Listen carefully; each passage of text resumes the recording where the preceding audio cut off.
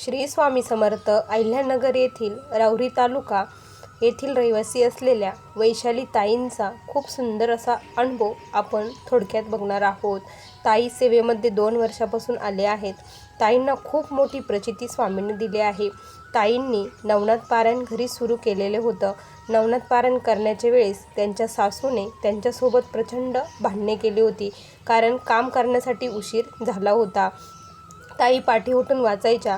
भांडणं झाल्यामुळे ताईंचं मन लागत नव्हतं। ताई खूप रडल्या। त्यानंतर नवनाथ पारायणाचा उद्यापनाचा दिवस जवळ आला। त्याच आदल्याच दिवशी त्यांच्या सासूबाईला प्रचंड त्रास होऊ लागला।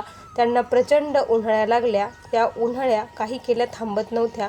प्रचंड त्रास होत होता। त्या हॉस्पिटलला गेल्या तरी त्यांचा तो त्रास बंद होत नव्हता। त्यावेळेस ताईंनी सांगितलं की तुम्ही नाथांचा अपमान केला आहे, नाथांना तुम्ही शरण जा, त्यांची माफी मागा, तुम्हाला बरं होईल।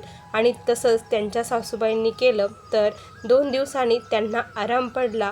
खरंच देव काठी घेऊन मारत नाही, पण देवाच्या काठीचा आवाज ही येत नाही। खरंच खूप सुंदर प्रचिती स्वामींनी यांना दिली। श्री स्वामी समर्थ।